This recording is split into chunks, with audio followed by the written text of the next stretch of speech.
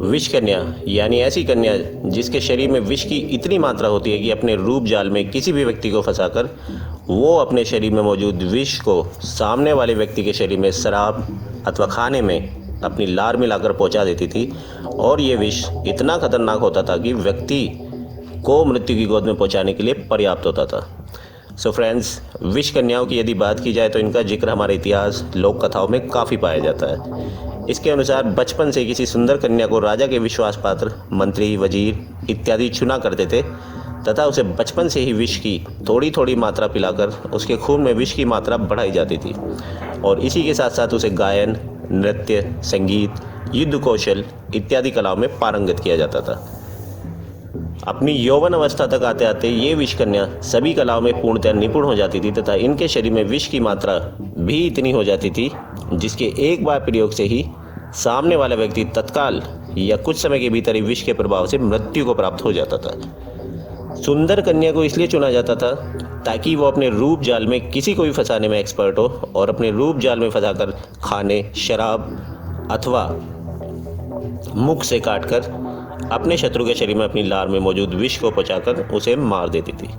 प्राचीन काल में राजा अपने से प्रभावशाली राजा को मारने के लिए तथा अपना प्रभाव बढ़ाने के लिए इस घातक हथियार का इस्तेमाल किया करते थे।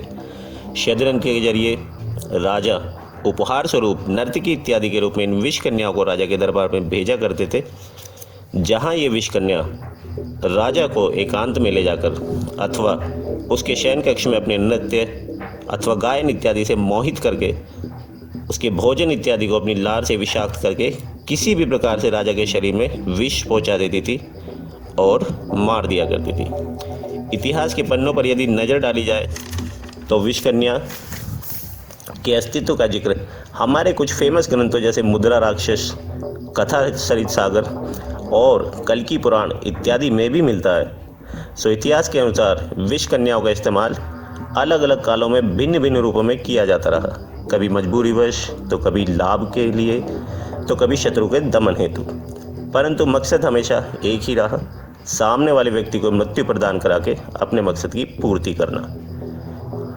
इसी प्रकार का एक फेमस वृत्तांत है कौटिल्य शास्त्र के रचनाकार चाणक्य और मौर्य वंश के से संबंधित।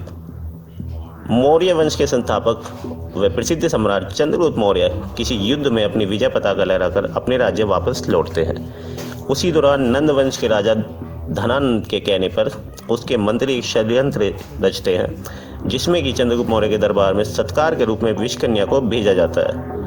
ये विष कन्या चंद्रगुप्त मौर्य के समक्ष आती है, परंतु चाणक्य अपनी तीव्र बुद्धि से उसे परख लेते हैं और युद्ध में राजा के साथी रहे एक अन्य राजा प्रवर्तक को उपहार स्वरूप दे देते हैं। अब तत्कालीन राज्य के नियमों के अनुसार चंद्रगुप्त मौर्य के सहयोगी रहे राजा प्रवर्तक को जीते हुए राज्य का आधा भाग मिलना निश्चित था।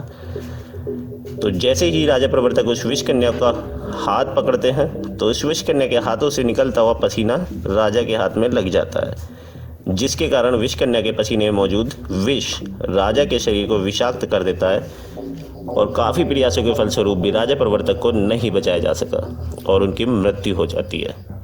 इस प्रकार चाणक्य ने अपनी बुद्धि और कूटनीति से चंद्रगुप्त मौर्य और राज्य दोनों की रक्षा की।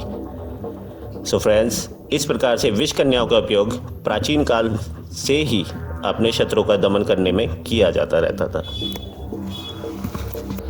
सो फ्रेंड्स, उम्मीद करते हैं कि आज की हमारी ये वीडियो आपको ज़रूर पसंद आई होगी। यदि पसंद आई हो तो फ्रेंड्स लाइक करें एंड शेयर करें और अपनी वैल्यूएबल कमेंट्स के जरिए अपने विचार रखें। और यदि आप हमारे चैनल पर नए हैं तो आज ही चैनल को सब्सक्राइब करें और हमारी इन फ्यूचर आने वाली वीडियो से हमेशा अपडेटेड रहने के लिए बेल आइकन के साथ साथ ऑल नोटिफिकेशन पर अवश्य क्लिक करें। सो मैं आपका होस्ट एंड दोस्त एस्ट्रो आर्यन जल्दी मिलूँगा फिर से ही ऐसी ही दिलचस्प और इंटरेस्टिंग वीडियोज़ के साथ।